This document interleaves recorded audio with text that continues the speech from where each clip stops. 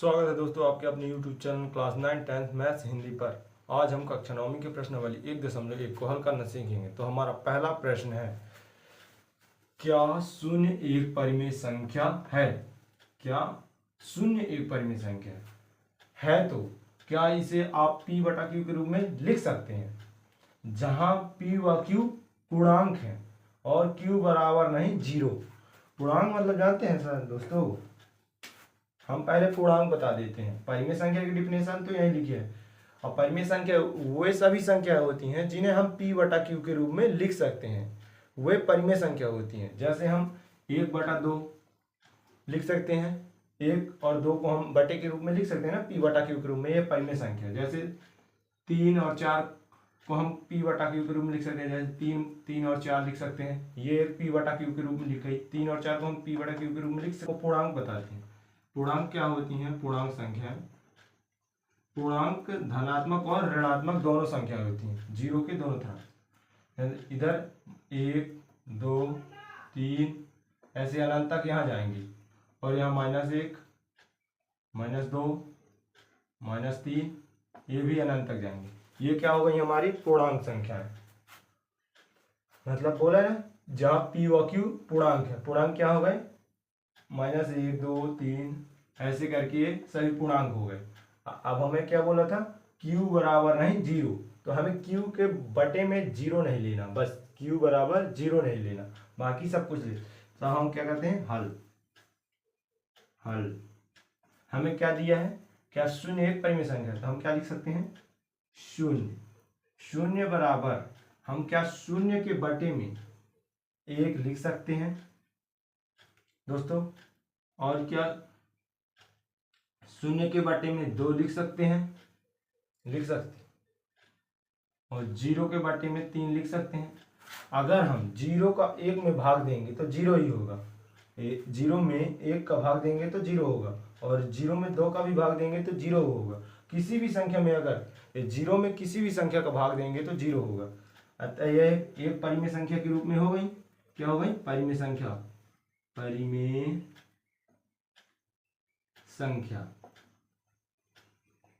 संख्या p बटा q के रूप में हो गई ना दोस्तों, ये हो गई p बटा q के रूप में। 0 को हम क्या p बटा q के रूप में लिख लिए ना, लिख सकते हैं तो लिख भी लिए, p बटा q के रूप में हमने लिख लिया। अतः यहाँ लिखेंगे, अतः 0 एक परिमेय संख्या है। ठीक दोस्तों, यही हमारा उत्तर है पहले प्रश्न का। हमारा दूसरा प्रश्न है। हमारा दूसरा प्रश्न क्या है? 3 और 4 के बीच में 6 परिमेय संख्याएं ज्ञात कीजिए। 3 और 4 के बीच में 6 परिमेय संख्याएं ज्ञात करनी है। ठीक दोस्तों, तब हम प्रश्न को हल करते हैं। क्या लिखते हैं? सबसे पहले हल। हमें क्या बोला है? 3 और 4 के बीच में 6 परिमेय संख्या ज्ञात करना है। 3 और 4 के बीच में कितनी परिमेय संख्या ज्ञात करनी है? 6 परिमेय संख्या। तो हम लिखते हैं 6 परिमेय संख्या ज्ञात करनी है। जितनी परिमेय संख्या ज्ञात करनी है हमें उसमें 1 जोड़ना है। क्या करना है? 1 जोड़ना है। तो क्या होगा? 6 1 7 होगा। ठीक दोस्तों, इस 7 का गुणा और भाग उन संख्या में करना है जिनके बीच में हमें परिमेय संख्या ज्ञात करनी है। तो हमें किन संख्याओं के बीच में परिमेय संख्या? 3 और 4 के बीच में। तो हम इनमें 7 का गुणा और भाग करते हैं। तो 3 में 7 का गुणा और भाग, और 4 में भी 7 का गुणा और भाग करते हैं। ये कर दिए दोस्तों। 7 चौक 7 त्रिक 21, 7 का गुणा 3 से कितना होगा? 21 बटा 7 कॉमा, और 7 का गुणा 4 से होगा क्या होगा? 7 चौक 28।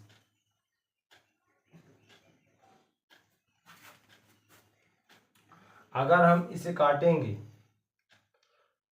अगर हम इन्हें काटेंगे इन दोनों संख्याओं को, तो हमें 3 और 4 प्राप्त होगा। जैसे 7 त्रिक 21 कट जाएगा, 7 एकम 7 7 त्रिक 21, जो कि हमें 3 प्राप्त हो जाएगा। और 7, 7 एकम 7, 7 चौक 28, जो 4 प्राप्त हो जाएगा। अब हमें मतलब परिमेय संख्या बताया है तो हमें P बटा Q के रूप में ही लिखना है ना। तो हमें परिमेय संख्या ज्ञात करना है, तो हम जितनी संख्या ज्ञात करने को बोलते हैं उसमें एक जोड़ लेते हैं, फिर उसका जो आए जोड़ने के बाद उसका उन्हीं दोनों संख्याओं में गुणा और भाग कर देते हैं, फिर जो आता है उन दोनों के बीच की संख्या। अब इन दोनों के बीच की संख्या बोला ना, वही संख्या है। इन दोनों के बीच में 6 परिमेय संख्या बोले, तो इन दोनों के बीच में हम 6 परिमेय संख्या बताते हैं। तो 21 से के बीच और 28 के बीच, तो 21 के बाद क्या आता है 22, 22 बटे 7, और 22 के बाद क्या आता है 23, 23 बटा 7, 23 के बाद क्या आता है 24, 24 बटा 7, और 24 के बाद क्या आता है 25, 25 के बाद 25 बटा 7, 25 के बाद 26, 26 बटा 7, और 26 के बाद क्या आता है 27, 27 बटा 7। ये हमारी 6 परिमेय संख्या हो गई। 1 2 3 4 5 6, 6 हमारी परिमेय संख्या हो गई। आप यहाँ लिख सकते हैं, अतः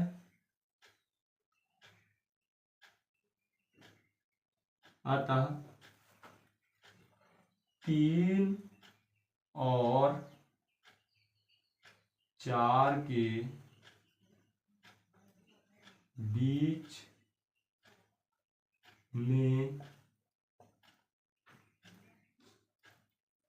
में 6 परिमेय संख्या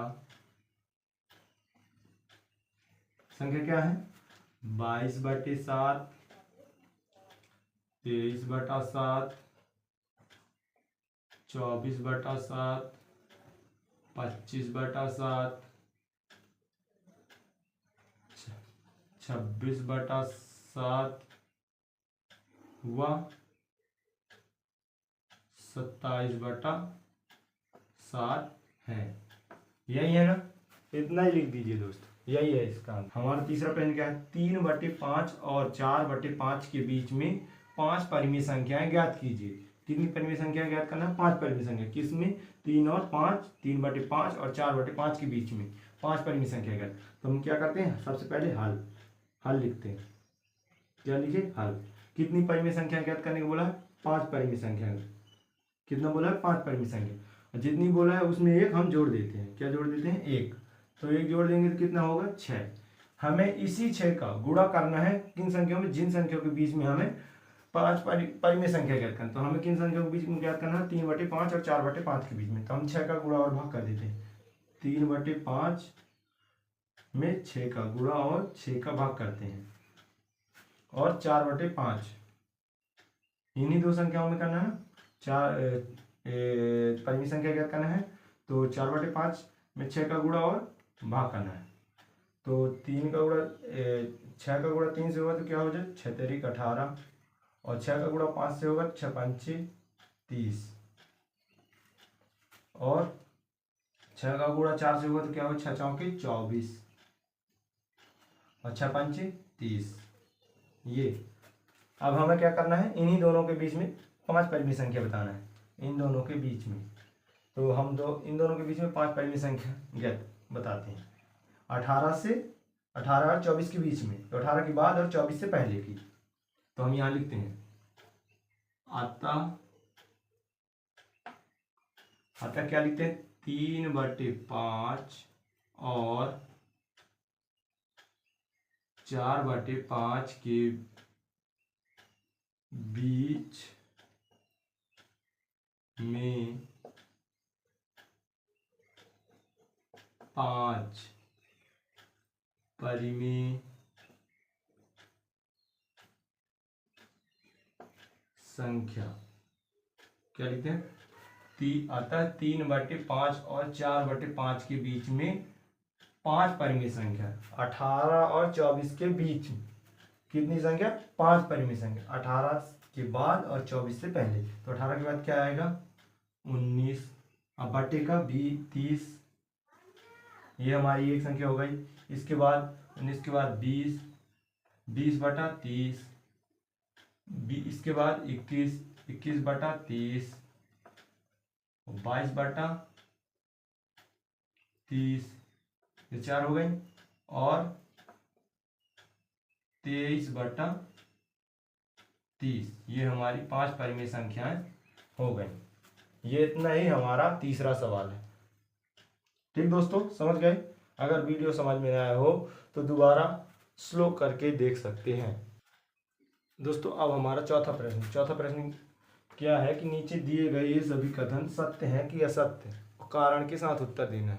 तो हमारा चौथे प्रश्न का पहला क्या है कि प्रत्येक प्राकृत संख्या एक पूर्ण संख्या होती है कि नहीं।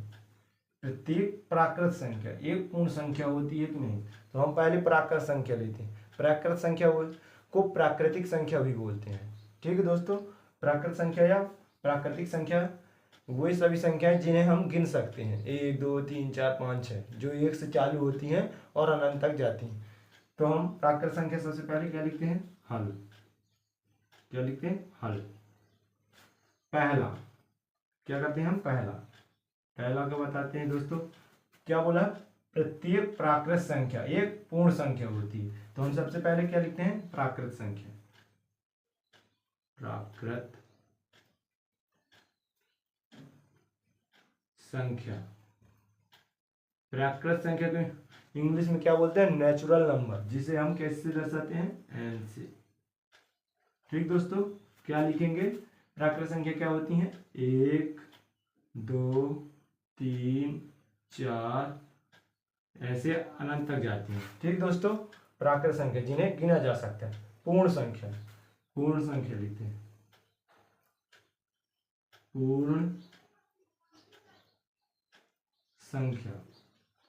पूर्ण संख्या को क्या बोलते हैं, होल नंबर यानी डब्ल्यू। पूर्ण संख्या को किससे दर्शाते हैं, डब्ल्यू से, जो कि ये होल नंबर है। ठीक दोस्तों, होल नंबर क्या होता है, तो होल नंबर में जीरो को भी शामिल कर लिया जाता है। जिन पूर्ण संख्या प्राकृत संख्या में जीरो को भी शामिल कर लिया जाता है वह एक पूर्ण संख्या हो जाती है। तो जीरो को मिला लेने पर ये प्राकृत संख्या भी पूर्ण संख्या बन जाएंगी। तो 1 2 3 4 ऐसे करके अनंत तक जाएगा। पूर्ण संख्या भी एक अनंत तक जाती है जीरो को मिला लेने पर। जीरो के बाद 1 2 3 4 ऐसे अनंत तक ये हो गई हमारी पूर्ण संख्या। अब हमारा प्रश्न क्या बोला है कि प्रत्येक प्राकृत संख्या एक पूर्ण संख्या है। तो ये प्रत्येक प्राकृत संख्याएं जो 1 2 3 4 पूर्ण संख्या में है। तो देखो हमारे दोस्तों, 1 भी हमारी पूर्ण संख्या में आता है, 2 भी हमारा पूर्ण संख्या में आता है, 3 भी पूर्ण संख्या में आता है और 4 भी पूर्ण संख्या में आता है। ऐसे सभी संख्याएं 4 के बाद जो आती हैं तो पूर्ण संख्या में होती हैं। तो आता है यह कथन हमारा क्या है, सत्य है। यहाँ लिखेंगे, अतः यह कथन सत्य है। कारण तो हमने दे दिया, यही हमारा कारण है, ये हमारा एक कारण है। हमारा दूसरा कथन क्या है, प्रत्येक पूर्णांक एक पूर्ण संख्या होती है। तो प्रत्येक पूर्णांक एक पूर्ण संख्या होती है। तो हम क्या करते हैं, हल। पहले क्या लिखेंगे, पूर्णांक।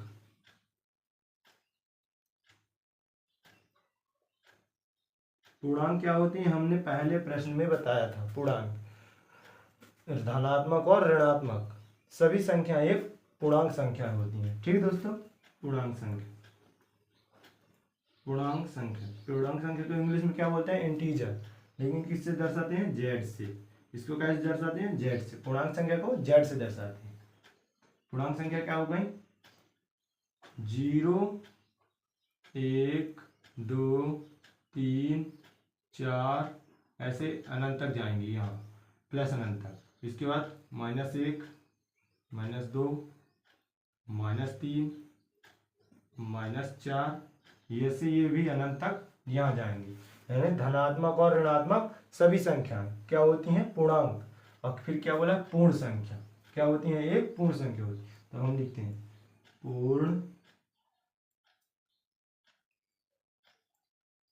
पूर्ण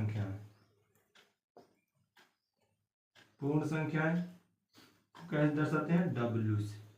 किसे क्या बोलते हैं इंग्लिश में, होल नंबर। पूर्णांक संख्या क्या होती हैं, जिनमें जीरो भी सम्मिलित होता है। 0 1 2 3 4, 0 1 2 3 4, ऐसे अनंत तक जाएंगे। ठीक दोस्तों, अब क्या बोला है हमको, प्रत्येक पूर्णांक एक पूर्ण संख्या है। क्या है, एक पूर्ण संख्या। प्रत्येक पूर्णांक एक पूर्ण संख्या है। इधर के पूरे पूर्णांक संख्या है, ये पूरी पूर्णांक संख्या एक पूर्ण संख्या है। तो देखना, क्या हमारे इसमें 0 है, ये हमारा 0 है, 1 भी है, 2 भी है, 3 भी है और 4 भी है। ऐसे यहाँ की सभी संख्याएं होंगी पूर्णांक की प्लस वाली सभी संख्याएं पूर्ण संख्या में तो आती हैं, लेकिन ये पूर्णांक की ऋणात्मक संख्या पूर्ण संख्या में नहीं आती, इसलिए यह कथन असत्य है। इसलिए अतः यहां लिखेंगे पूर्ण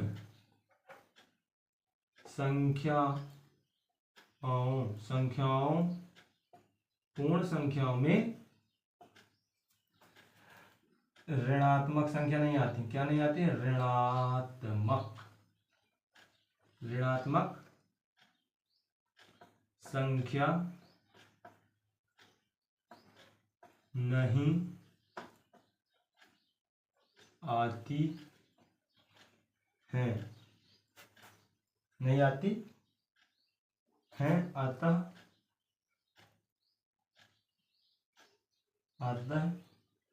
यह कथन असत्य है। क्या है, असत्य है। ठीक दोस्तों, प्रत्येक पूर्णांक एक पूर्ण संख्या नहीं है, क्योंकि धनात्मक वाली सभी संख्या तो पूर्ण संख्या में आती हैं, लेकिन ऋणात्मक वाली सभी संख्या एक भी संख्या नहीं आती। सभी संख्याओं को आना चाहिए, पूर्णांक संख्या की सभी संख्या को पूर्ण संख्या में आना चाहिए, तभी यह सत्य है। लेकिन पूर्ण संख्याएं 0 से 1 2 3 4 तक होती हैं और पूर्णांक संख्या धनात्मक और ऋणात्मक दोनों होती है, इसलिए यह कथन असत्य है। दोस्तों, अब हमारे चौथे प्रश्न का तीसरा, जो कि हमारी प्रश्नावली 1.1 का अंतिम प्रश्न और अंतिम प्रश्न का अंतिम प्रश्न है। तो हमारा क्या है अंतिम प्रश्न का अंतिम प्रश्न, चौथे का तीसरा हल करते हैं। क्या बोला, प्रत्येक परिमेय संख्या एक पूर्ण संख्या होती है। प्रत्येक परिमेय संख्या एक पूर्ण संख्या होती है। लिखते हैं, देखिए, परिमेय संख्या क्या होती हैं, जिन्हें हम p/q के रूप में लिख सकते हैं। कोई भी संख्या है जिन्हें हम p/q के रूप में लिख सकते हैं, वह एक परिमेय संख्या होती है। तो मान लीजिए हम 2/3 लिखते हैं, 2/3 ये एक परिमेय संख्या है। क्या है, परिमेय संख्या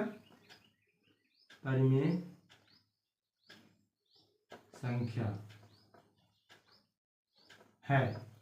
क्या है, एक परिमेय संख्या है ना एक, लेकिन ये एक पूर्ण संख्या है। पूर्ण संख्या क्या होती है, 0 से लेकर 0 1 2 3 4 5 6 अनंत तक, यह सभी पूर्ण संख्या होती हैं। तो 2/3 एक पूर्ण संख्या नहीं है। अगर हम 2 में 3 का भाग देंगे तो 0 पॉइंट कुछ करके ऐसे आएगा, जो कि एक पूर्ण संख्या नहीं है। पूर्ण संख्या 1 2 3 4 5 6 7 ऐसे होती हैं 0, तो यह एक पूर्ण संख्या नहीं है। क्या नहीं है, पूर्ण संख्या नहीं है। परिमेय संख्या तो है, लेकिन पूर्ण संख्या नहीं है। क्या नहीं है, पूर्ण संख्या नहीं है ये, और परिमेय संख्या है। लेकिन हमें क्या बोला, प्रत्येक परिमेय संख्या एक पूर्ण संख्या होती है। लेकिन 2/3 एक परिमेय संख्या है, लेकिन पूर्ण संख्या नहीं है, इसलिए यह कथन क्या है, असत्य है। अतः हम लिखते हैं, अतः यह कथन असत्य है। ठीक दोस्तों, हमारी प्रश्नावली 1.1 पूरी कंप्लीट हो गई। वीडियो अगर अच्छा लगा हो तो हमारे चैनल को सब्सक्राइब करें और वीडियो को लाइक करें। बस मैं इतना ही कहना चाहता हूँ भाई।